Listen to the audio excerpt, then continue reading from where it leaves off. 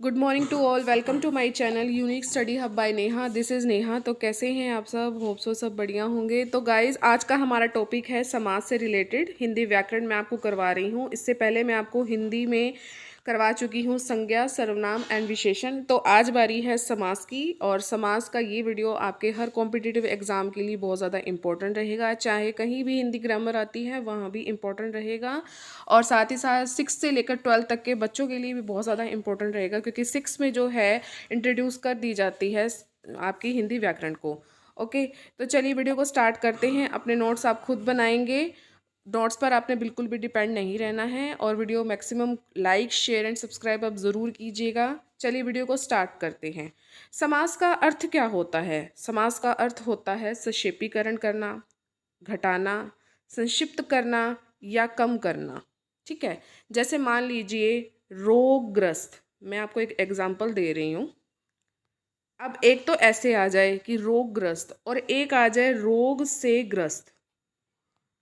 रोग से ग्रस्त, तो देख सकते हैं कि इतना बड़ा लिखने की बजाय उसको हमने छोटा कर दिया, उसको हमने घटा दिया। एक मैं बोलूँ रोग से ग्रस्त है वो आदमी, और एक मैं बोलूँ रोगग्रस्त है आदमी। देखिए कम हो रहा है ना, और हमें मतलब भी समझ आ रहा है। ऐसा नहीं है कि अगर हमने उसको कम कर दिए तो हमें उसका मतलब समझ नहीं आ रहा।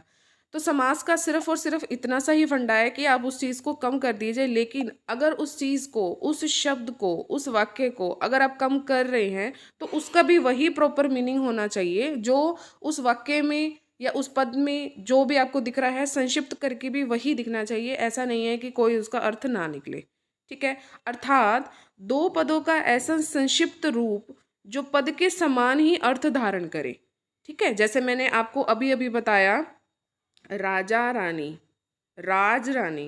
ठीक है, एक मैं ऐसे बोलूं राज रानी, और मैं एक ऐसे बोलूं राजा और रानी। ठीक है, जस्ट एग्जाम्पल है ये। अब देखिए मैं इतना बड़ा बोलूंगी राजा रानी, एक बोलूं राज रानी, तो कहने का क्या भाव है कि उस शब्द को हमने घटा दिया, उस पद को हमने घटा दिया, उसका संक्षिप्त रूप दे दिया। जब वो पद बाहर निकल के आया तो वही समान अर्थ धारण करे जो उस समय उससे पहले था। ठीक है, मुझे उम्मीद है आपको समझ आ गया होगा। अब हम बात करेंगे समास के भेदों की। वेरी वेरी इंपॉर्टेंट, इसी से ही आपके जो है मैक्सिमम क्वेश्चन बनते हैं। मेरी कोशिश यही रहती है कि आपको कम समय में अच्छा कंटेंट दूं। चलिए, पहला हमारा समास है द्वंद्व समास, फिर है तत्पुरुष समास, अव्ययभाव समास, बहुव्रीहि समास, द्विगु समास और कर्मधारय समास। ये हम जो है पढ़ते आ रहे हैं, जो कॉम्पिटिटिव एग्जाम की तैयारी कर रहे हैं। इन शब्दों से, इन भेदों से ये हमेशा आप परिचित रहे होंगे। जो मुश्किल है आपके लिए वो रहता है तत्पुरुष समास, कर्मधारय समास और द्विगु समास। ठीक है, तो मैं आपको बता दूं कि जब समास स्टार्ट हुआ था तो सबसे पहले जो था सिर्फ और सिर्फ समास के आपको 4 ही भेद दिखते थे। ठीक है, लेकिन आज वर्तमान में ये समास के जो भेद हो गए हैं वो 6 हो गए हैं। कैसे? तत्पुरुष समास में ही आपके कर्मधारय समास भी आ जाता है और द्विगु समास भी आ जाता है। तो इस तरह क्या हुआ, ये आपका 5वां समास हो गया और ये आपका 6ठा समास हो गया। इस तरह आपके 6 भेद हो गए समास के। क्या क्या हैं? द्वंद्व समास, तत्पुरुष समास, कर्मधारय समास, द्विगु समास, बहुव्रीहि समास और अव्ययभावी समास। तो इस तरह आपके जो हैं 6 भेद जो हैं आपके समास के हैं। क्वेश्चन आ सकता है कि समास के कितने भेद हैं? समास के 6 भेद हैं। 3 के नाम आपको सही दे दिए और एक का नाम आपको गलत दे दिया। तो इस तरह भी आपको जो है पता होना चाहिए कि सब समास के सारे भेदों के नाम आपको याद होने चाहिए। चलिए आगे बढ़ते हैं। इसमें एक टर्म आती है गाइस, प्रधान खंड और गौण खंड। प्रधान पद और गौण, आप खुद इतने समझदार हैं कि जो प्रधान होते हैं उनके मुख्य अर्थ पर बल दिया जाता है। ठीक है, मुख्य अर्थ का बल होता है, लेकिन गौण खंड का जो है मुख्य अर्थ पर बल नहीं पड़ता है। अर्थ पर इसका कोई भी बल नहीं पड़ता है, लेकिन प्रधान खंड में जो है मुख्य अर्थ पर बल पड़ता है। ठीक है, इतना आपको जो है प्रधान खंड और गौण खंड के बारे में पता होना चाहिए, क्योंकि इसमें आगे आपको जब मैं करवाऊंगी तो पूर्व पद और उत्तर पद होगा। ठीक है, ये आगे मैं आपको करवाऊंगी, तो तभी कह रही हूँ वीडियो को स्किप नहीं करना है आपने, और वीडियो के एंड तक बने रहिएगा। चलिए, सबसे पहले हम बात करेंगे द्वंद्व समास की। बहुत इंपॉर्टेंट है, क्वेश्चन आते हैं इससे। इसमें क्या होता है, इसमें गाइस दोनों ही जो पद हैं आपके प्रधान होते हैं।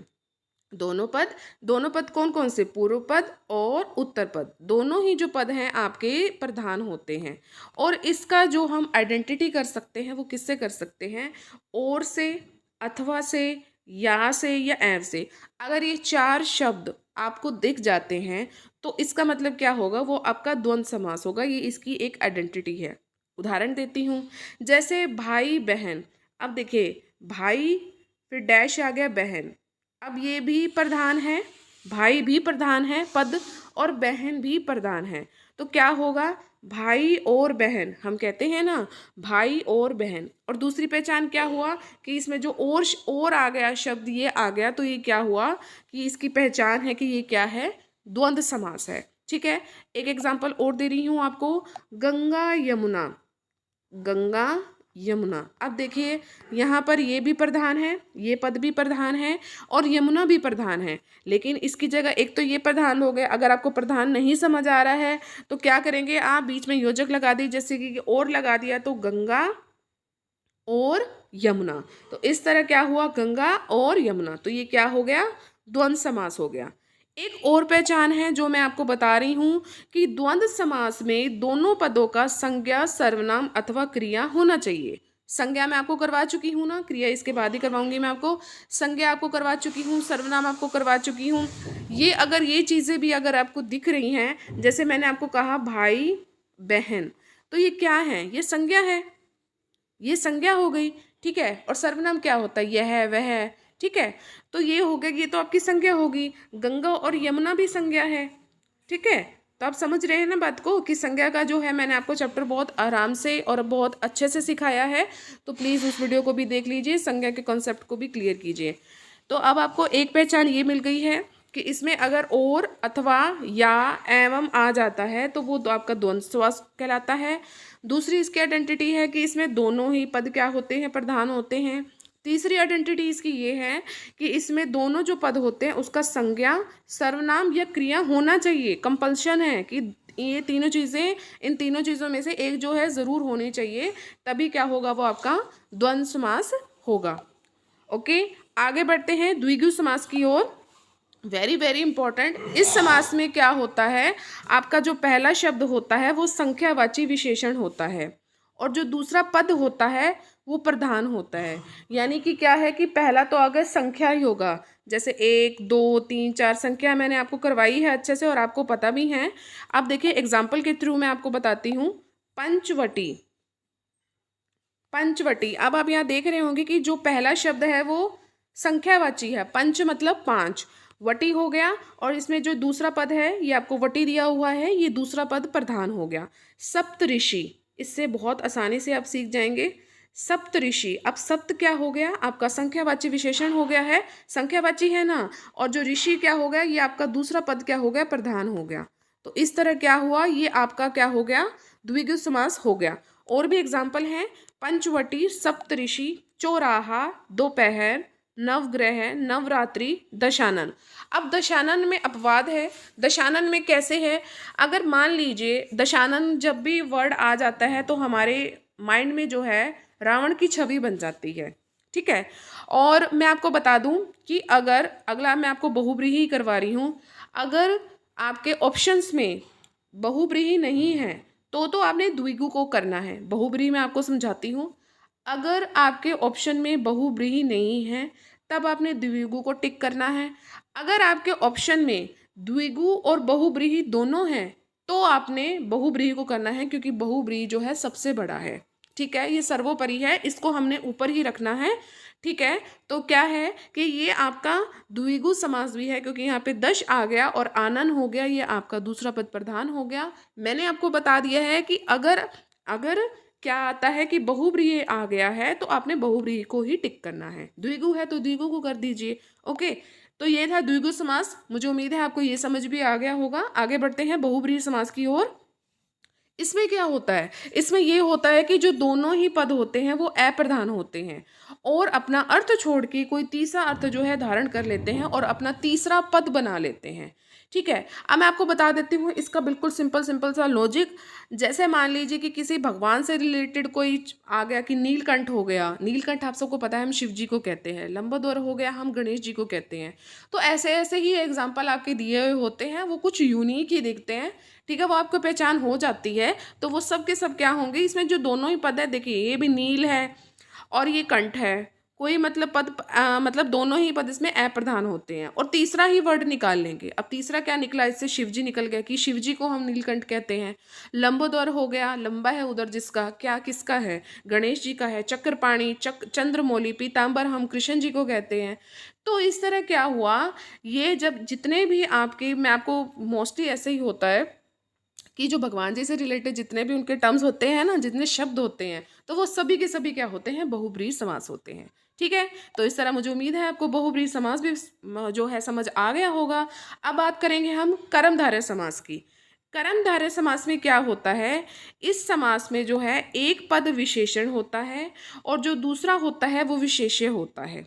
ठीक है, एक पद क्या होता है, विशेषण होता है और दूसरा भी क्या होता है, विशेष्य होता है। कभी कभी दोनों ही पद क्या हो जाते हैं, विशेषण हो जाते हैं। ठीक है, मैंने आपको पूर्व पद के बारे में बताया था और उत्तर पद के बारे में बताया था। तो इसमें जो पूर्व पद होता है वो अप्रधान हो जाता है और जो बाद का पद होता है वो प्रधान हो जाता है। ठीक है, अब देखिए, महादेव, पीताम्बर, नीलकमल, नीलकंठ, बड़भागी, महात्मा। अभी क्या है, ये इसमें एक पद तो आपका विशेषण होता है।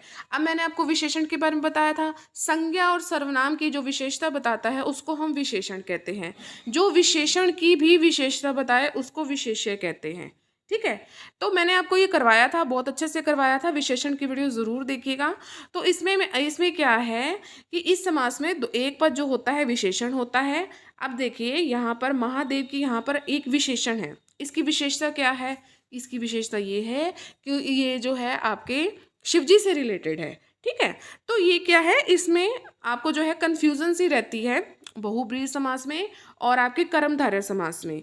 लेकिन इसमें क्या होता है कि देखिए, अगर वही बात होगी ऑप्शंस में, अगर आपका बहुब्रीहि समास है तो बहुब्रीहि समास ही आएगा, कर्मधारय समास लिखा हुआ है तो कर्मधारय समास ही आएगा। ठीक है, इसमें आपको जो है एक विशेषण चुनना है और दूसरा क्या होगा, विशेष्य होता है। विशेषण और विशेष्य मैं आपको बहुत अच्छे से समझा चुकी हूँ।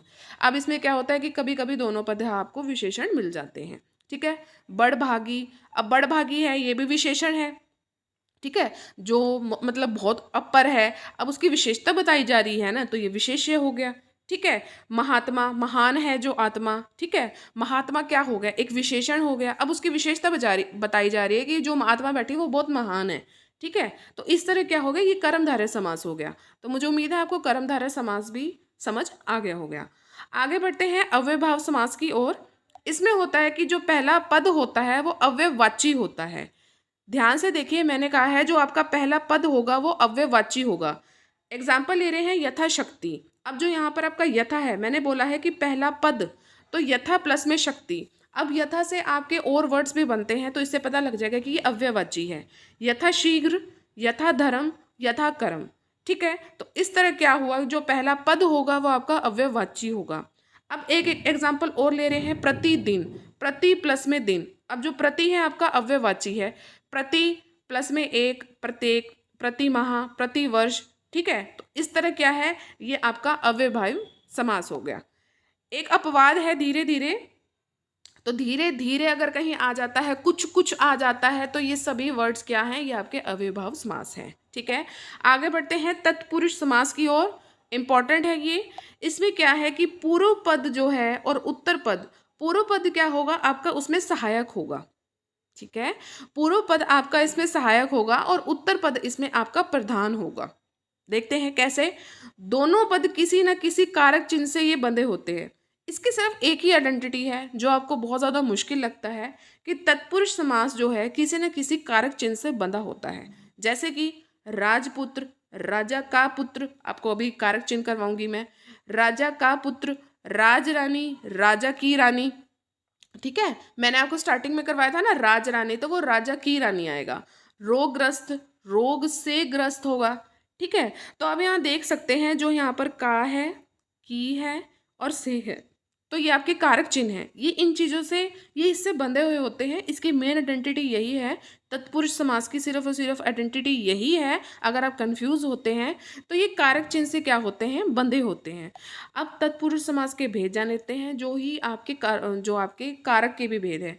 जैसे आपको ये सब कुछ पता होगा, कर्ता ने कर्म को करण से, संप्रदान के लिए, को के लिए, अपदान से अलग, संबंध का के की, अधिकरण में पर ऊपर। अब देखिए जो कर्ता, ये सॉरी जो करण है ये भी से है और अपादान से है। ये संबंध बताने के लिए है। करण जो होता है आपका संबंध दर्शाने के लिए होता है, और अपादान जो से अगर आता है तो वो चीज़ को अलग करता है। जैसे कि पेड़ से पत्ते गिरते हैं, तो पेड़ से जो पत्ते हैं वो अलग हो रहे हैं ना, तो अलग के लिए क्या होगा, अपादान कारक आएगा। जुड़वाने के लिए क्या आएगा, आपका करण कारक होता है, या करण तत्पुरुष समास। यहाँ पर आपसे ये पूछा जाएगा। क्वेश्चन कैसे आ सकता है, डीपली भी आ सकता है।